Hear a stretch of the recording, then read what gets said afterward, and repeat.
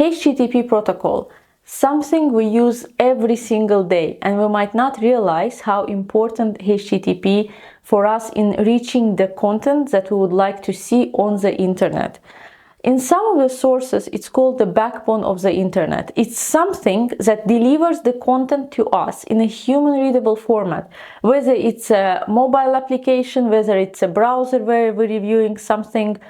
Even when you go on YouTube to watch my video today, you are using HTTP protocol in order to access the web page that you are accessing. This protocol delivers a human-readable information, content of the website.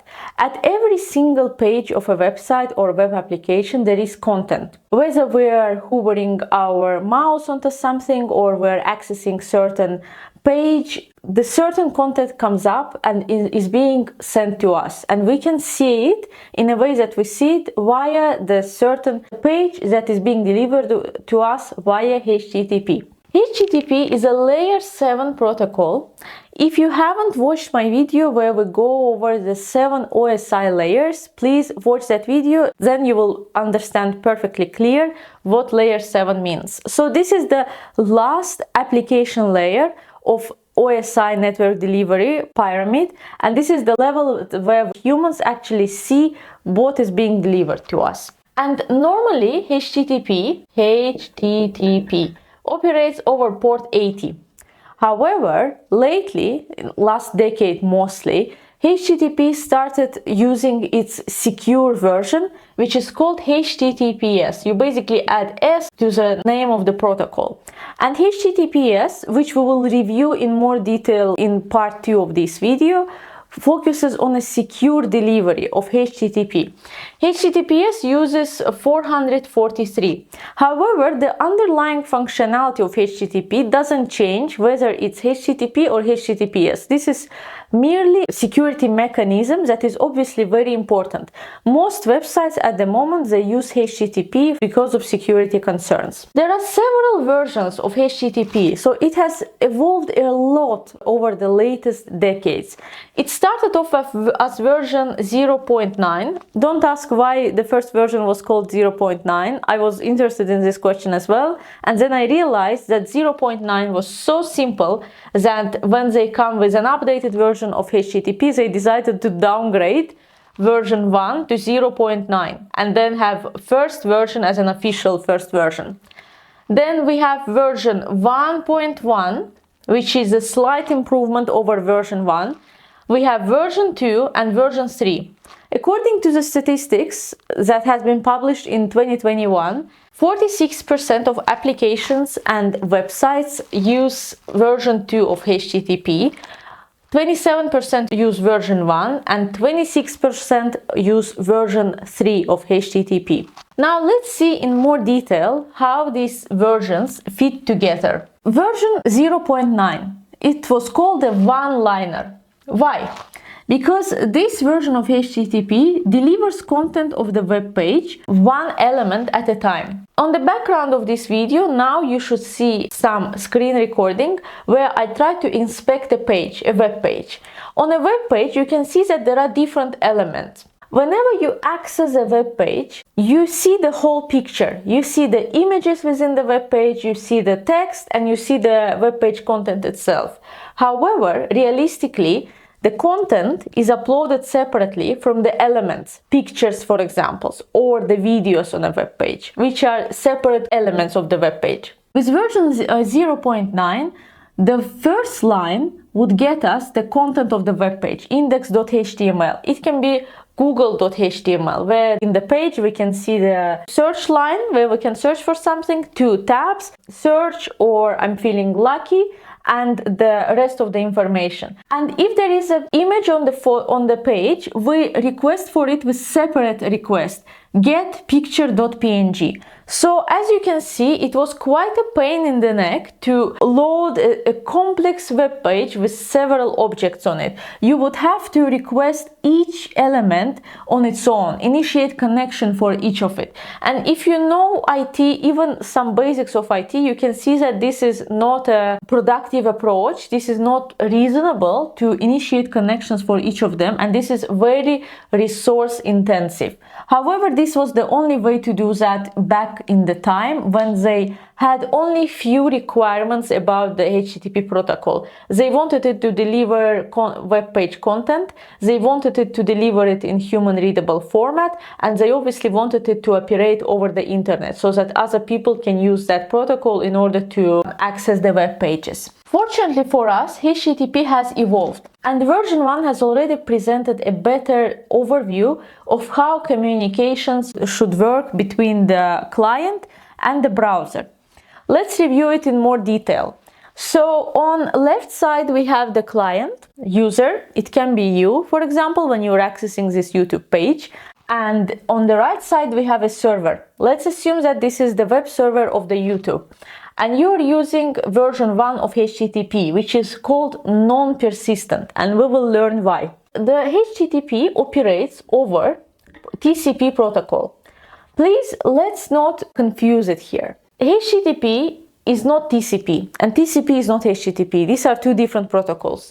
But TCP operates on lower layer of OSI pyramid, and HTTP is layer 7 of OSI pyramid. And on the below levels of OSI networking, HTTP relies on TCP as opposed to UDP in order to deliver content. TCP, you know that it's popular for three-way handshake in order to establish the connection, meaning that user first has to establish the connection with the server. It establishes the connection, and the connection has been established via a three-way handshake, right? And this process we're calling round trip time. So we're using one round trip time to establish the connection, x1. Then, now when the connection is established, you request a page. You request a web page of the YouTube that you want to see. You're requesting a file in this scenario, a web page. You're requesting it as a user, and server sends you the file.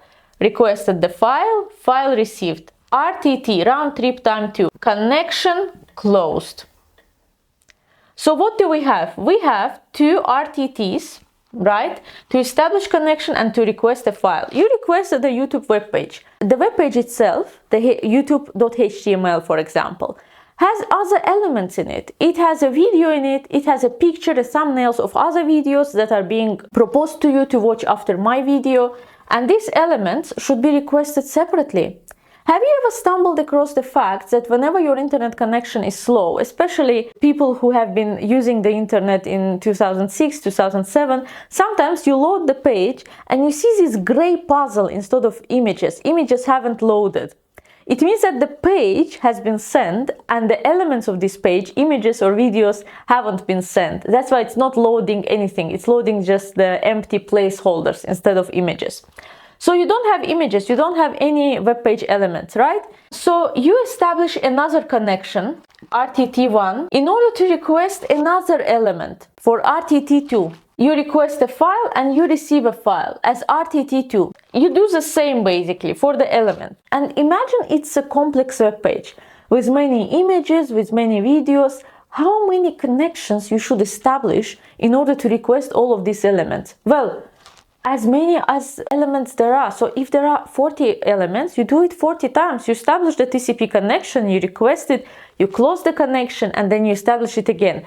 And there is a high resource overhead. There is a usage of networking resources, and how long you should wait with slow network. If you're living in a rural area, your internet connection is slow.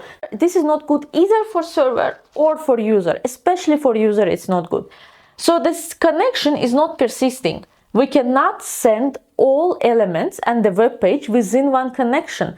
That's why version 1 of HTTP is called non-persistent. Also, what I wanted to mention is that the page as elements we already discussed. It can contain pictures, it can contain videos, but it also can be a more complex page.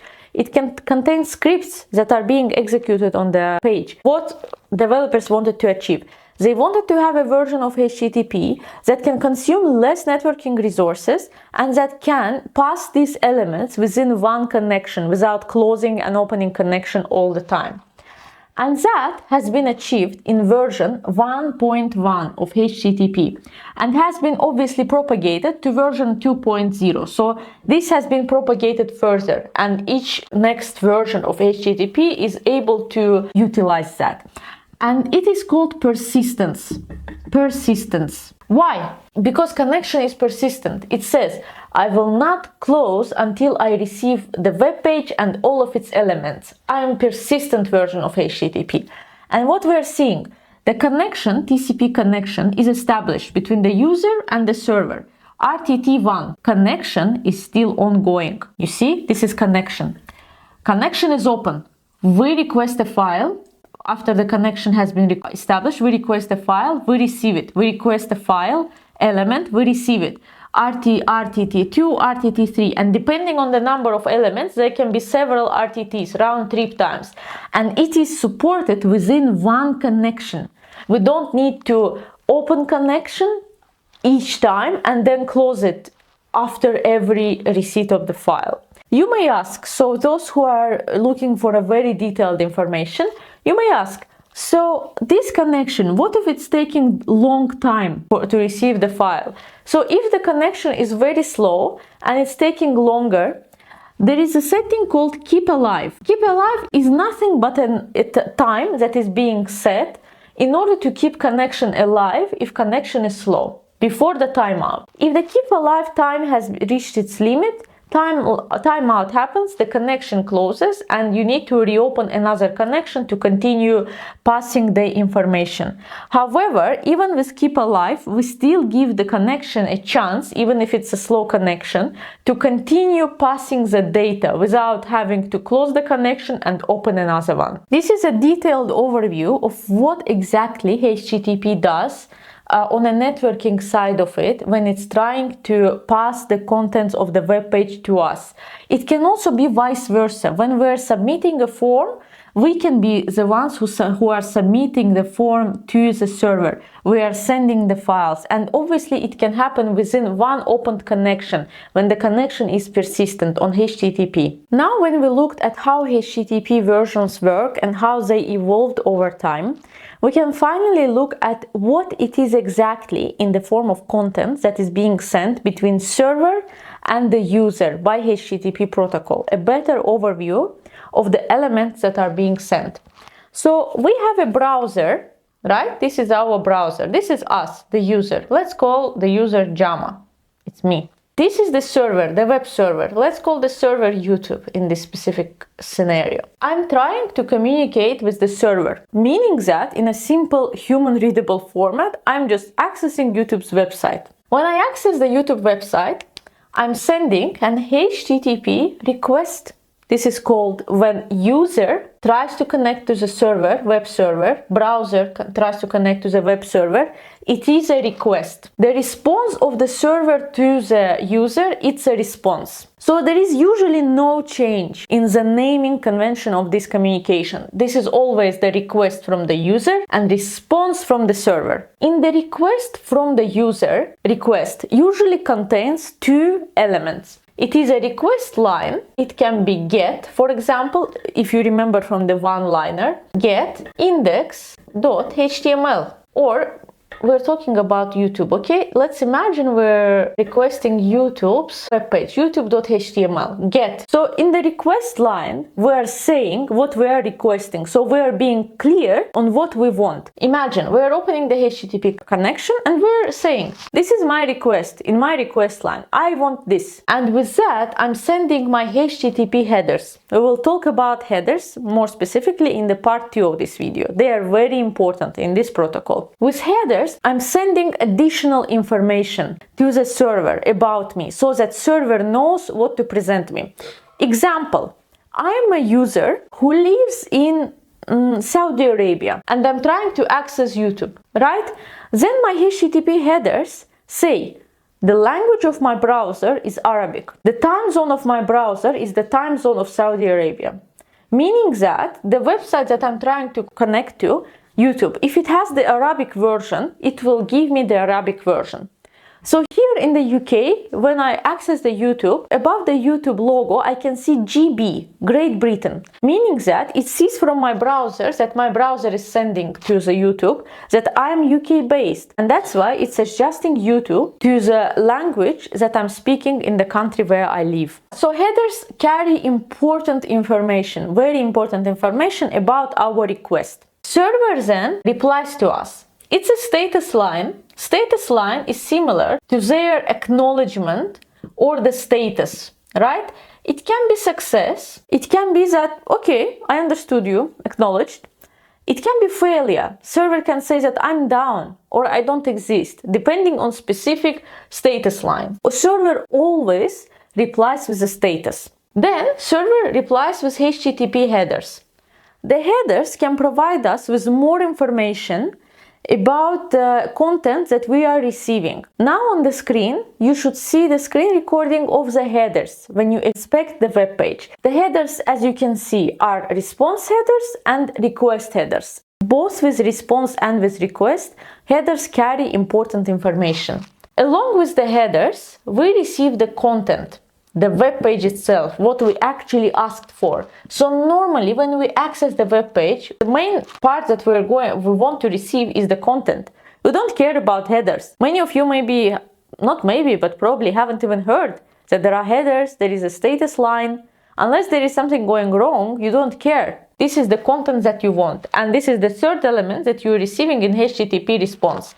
Then your browser parses this response. And the parses, I mean it classifies it in a way that you only see what's relevant to you.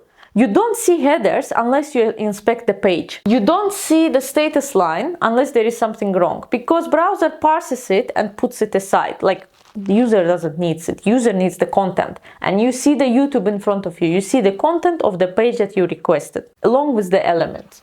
In request line, we can use different methods in order to request what we want. Imagine that you are eating different dishes, right? There is a soup in front of you. Let's see, you have fish and some crisps, and there is an ice cream. You can't eat soup with fork. You need a soup spoon for that. You need a smaller dessert spoon for ice cream, ideally. And ideally, you need a knife and a fork in order to eat fish and crisps that are in front of you, chips. In a similar scenario, you use different methods in order to achieve what you want when you're requesting the web server as a browser. So you use get, and then what you want to retrieve. It can be get youtube.com in order to retrieve information. It's nothing but a retrieval. There is an information on that web server and I want it. Get. Then imagine that you're on a web server and you want to submit something. You want to log in, for example. You go to login in YouTube and you need to enter your credentials. You enter your credentials, and by entering these credentials, you submit something to the website. And in order to submit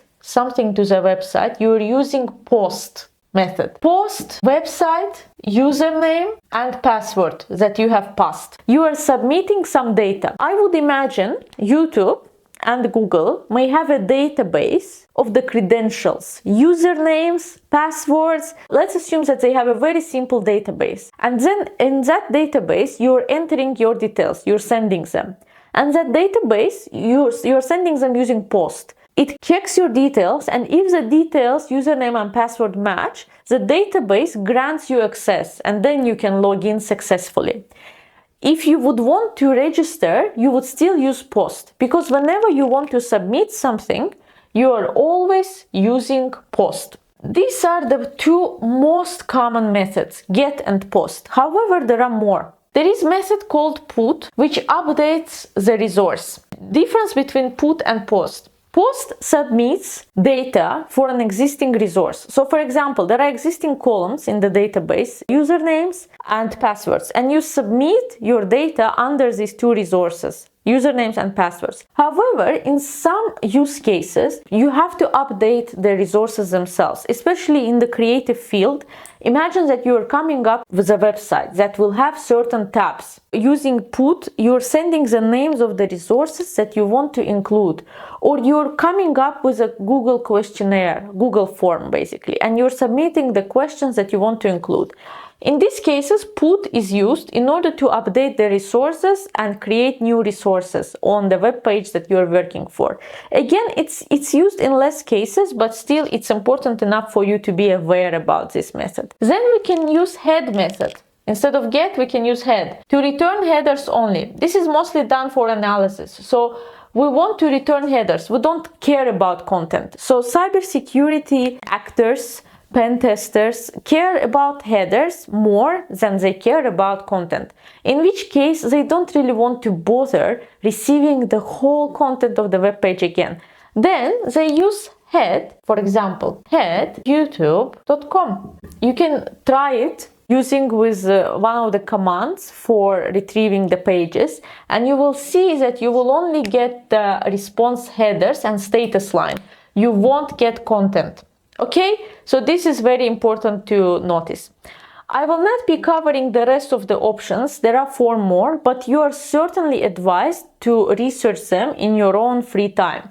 These are options, trace, patch, and connect. They are used less often, but since there are not so many methods, you might just do a quick research on what they mean. Next, what I would like to discuss is status codes. So as I already mentioned, from the server, you receive the status line with the code, with the status of how our request went. Normally, unless there is something wrong, we don't see the code. We only see the content.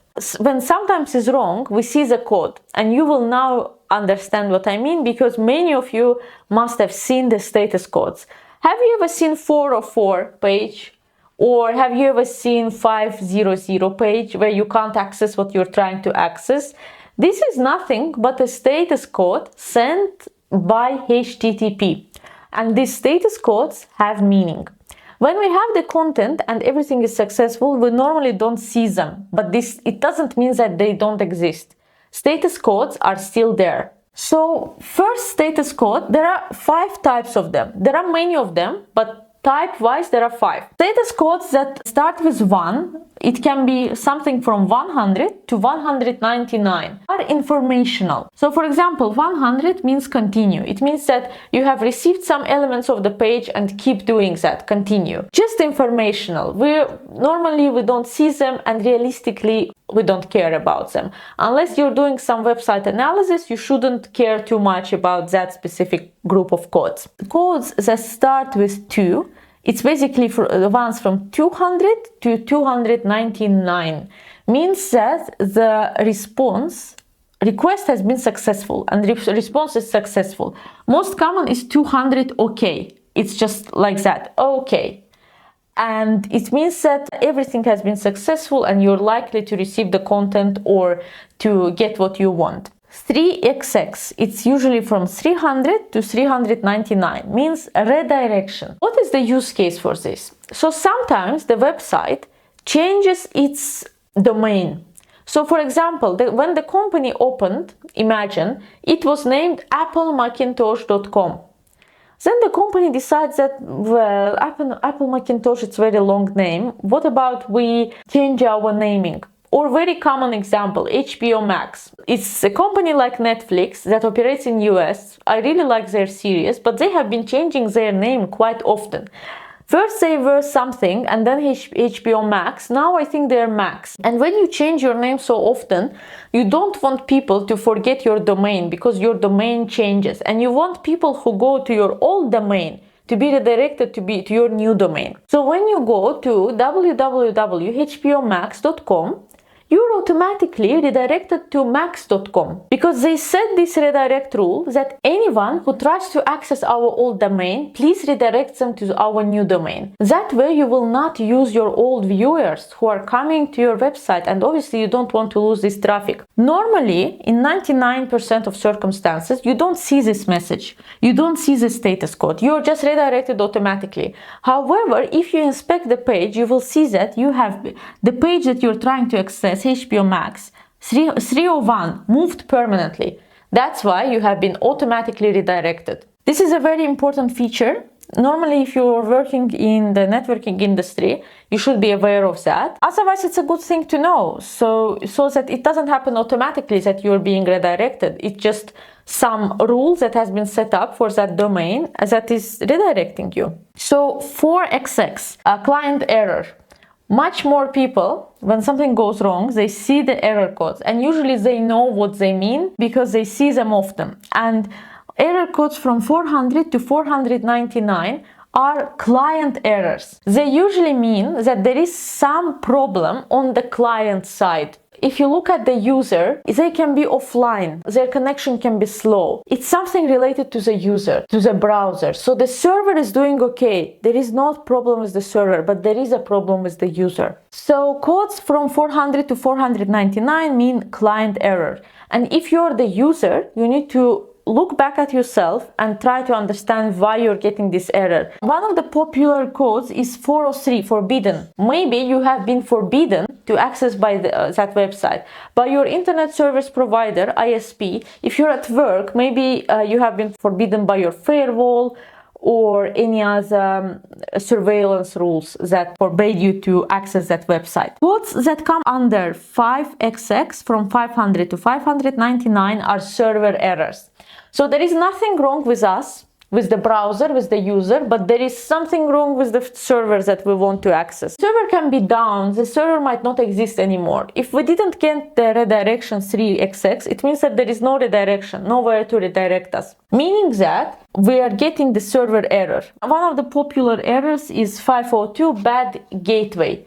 Meaning that the resource that you're trying to access might not be at the place where you're trying to access. Maybe the server has moved and there is no notice, no redirection, and you can't access it, and you're getting the bad gateway error.